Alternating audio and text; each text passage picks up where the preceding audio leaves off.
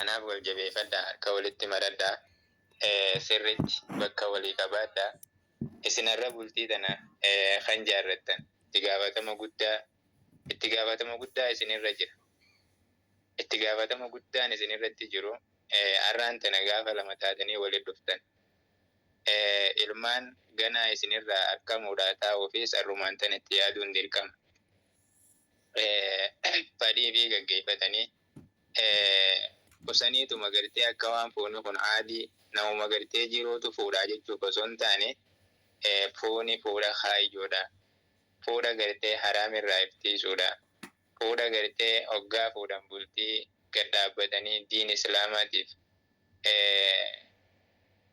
islaamaatiif humna ta'anii ilmaan gaggaarii diin islaamaa ol qaban, diin islaamaa nassaran horuudhaaf haroora akkasii qabaachuu barbaachisa. Akkasitti rabbiin ilmaan gaggaarii illee rabbiin isiniif haa kennu. Ilmaan gaggaarii hawaasa islaamaa maatii keessan keessatti biyyaaf hawaasa biyyaatiif illee oolu. Kan addunyaa guutuudhaaf rakkoo addunyaa guutiitiif furmaata ta'uu danda'u ilmaan akkasii rabbiin isiniif haa kennu. Ilmaan babbareedaa ilmaan gaggaarii rabbi isiniif haa kennu. Wallaahi rabbiin gaa akkasitti bultii teessan isinii haa bareechu. Warra waliin turu, warra waliin aarrii filatu. Akkasii hanga jiraachuun bareedu, umrii bareeddu, rizqii bal'oo wajjin, jireenya bareedaa wajjin, mana bal'aadhaa wajjin, alaa fi manaas isinii tolchee rabbiin umrii teessan isin haa dheeressu. Waan amma dura rizqii amma dura isin duraa fagaate taa walitti qabuudhaaf isin rakkiste har'aan tana namoota furmaata godhatte rabbi isiniif haa godhu. Har'a moogaa warra gartee rabbiin waadaa seeneef akka isaan gargaaru isaaniif waadaa seene san keessaa isin tokko nama rabbiif jecha bultii islaamaa dhaabbate. Rabbiin subhaanahu wa ta'aalaa akkaniifi gartee rizqii bal'oo isaaf qabe. Akkaniifi diin isaa irrattis duniyaa irrattis jireenya keessatti isa gargaaru Rasuul alayhi salaatu wasalaam dubbatee jira.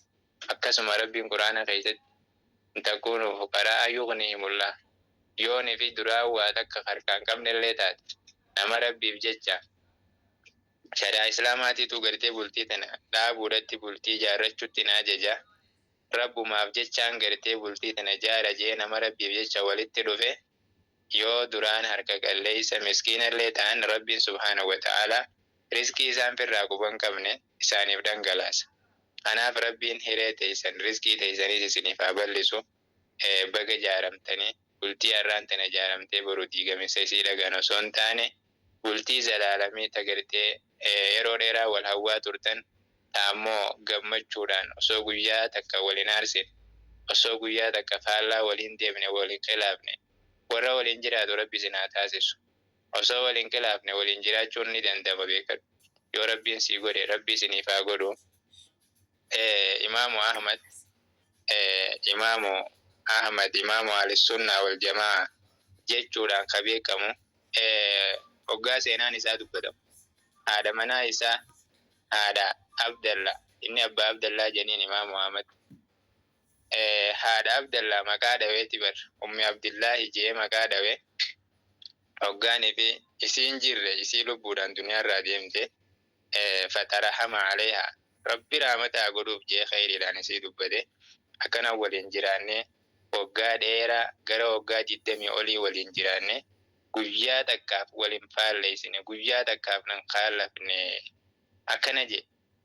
Akkasii beekadhu bultiin hogguu walii tolan. Gaafa du'anillee wal yaadatan yoo tokko dura kute haadha manaa kiyyaa sun. Yoo nifi gartee inni dura kutee abbaa manaa kiyyaa rabbi rahmataa godhuuf. Akkasii wal yaadatuutu jira. Wa illaa yookiin ammoo yoo gartee dhukkee walirraa kaasanii abaar walitti buusanii walan fariidisanii dhukkee walirraa kaasanii gaafa duniyaarraa deema walirraa haara galfachuu taati. Baganarraa kutee taati dubbiin. Akka akkas hin taane du'aayii rabbiis kadhachuun barbaachisa. Akkasuma seera shari'aa islaamaa amantaa islaamaatiif bakka kennanii ergamaa keenya Nabi Muhammad sallallahu alaihi wasallam rool moodelii godhannee fakkeenya godhannee sahaabota if duratti ilaallee jireenya akka isaanii jiraachuudhaaf yoo kaayyoo qabaanne akka saniin bultiin teenya nu bareedi. Namni bultiin isaa diin islaamaa akka sanitti diin islaamaatiif bakka kennee jireenya isaa diiniin gaggeeffachuu karoora qabaannaan bultiin isaa hin baddu ni tolti. Isinillee bultiin teessan akka bultii bareedduu san isinii taatu isinii hawwina. Rabbi bultii teessan isinii haa bareechu isiniin jenne rabbiin isin gataa dhaabu. Waan barbaachisu hundaa riskii bal'oo rabbi isin cina haa dhaabbatu. Waan jabaate hunda isiniif haa laaffisu. Baga gammaddan isiniin jenna. Baga guyyaa gammachuu. Namni hedduun eegu isinillee warra hedduu bultii guyyaa kana arguudhaaf eegaa ture san keessaa takka taatanii baga guyyaa kana geessan guyyaa gammachuu kana isiniin jenna irra deebineeti. Namoota baay'een na boodaafe amma honiin dheereesse gaa. Osuma dhaabbatu xiyyaa. نسبت الحق فمن الله وإن أخطأت فمن نفسي ومن الشيطان والسلام عليكم ورحمة الله وبركاته. وعليكم السلام ورحمة الله وبركاته. أستاذ خير أستاذ قتادة هدون في الفادة جزاكم الله خيرا سنين جنة دام سجاري دافي بريدة والله قلتي نما ولتلو في أكبر أجيلة برباجساته نوف دام تاني خني في جلال تيجا جدو قويا ساعات دان دبلا تيبتوسن نما قرصا خنا تفجد مي كسيدا تهودا أوينا هدون في الفادة سنين جنة يا ما شاء الله ميجا منو مانجا براتوتا خيساني رانم سجنتا كابوني جدا سجنتا شديدة إسنتي أنسي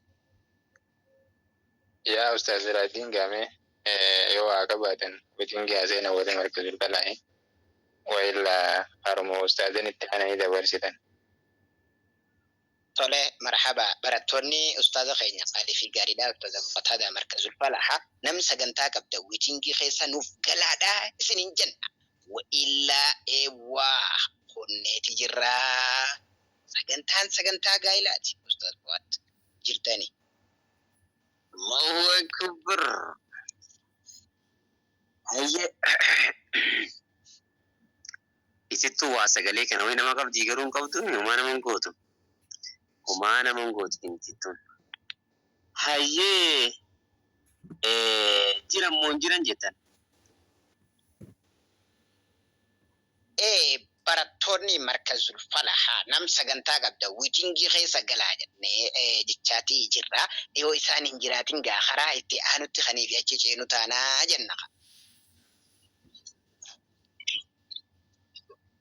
yoo isaan hin jiraanne gama ka itti aanutti kan dabarru ta'a saniifuu guurii gurraa dhaas deebi'aas dhageeffadha. Allahu akbar bakki jirta markazul fawzaanidha. Hayyee kana waan ta'eef jecha gaa sagantaa wal duraa duubaan haala bareedaa ta'een itti fufamee jira. Eega quraana rabbiitiin nuuf banamee akkasuma gaa gorsa bareedaa ajaa'ibaa nasiyaa waan baay'ee tokkoof jalaa qabu hedduun isaa nuuta biraa jira. Akkasuma gaa shanaffaarratti Ustaaz Kadir Ali markazul hayaatirraa jechaa jira. Isaan gabbaammoo ni jiran bakka kanatti Ustaaz Kadir على كل حال الله أكبر يوجرات yoo isaan hin jiraatin barattoonni isaanii wiitingii keessa nuuf galaadha jennaan Ustaaz Kadir waa xiqqeessuurraa biziidha. Barattoonni isaaniidha nam sagantaa qaba wiitingii keessa nuuf galaadha jennee afne.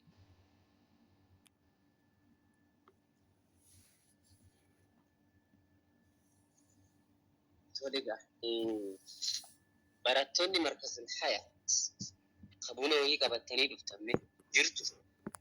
Buna naanafan buna janii ammallee bunuma kana wajjin ammallee bunnum jafala janii inni tokko jirti bad. Buna kana wajjin bunni tokko akkasitti akaawanii akkas godhansanii tokko kaayina kooni akkanuma tumanii inni irra kaansan ni beeytin ibsaa salaatiin. Warri coggaarraa gaastiriikii qabne isaan faadhu. Allah bunni nu akbar abuye qabu hin qabnen jeesii warri qabu. Ambuna tokko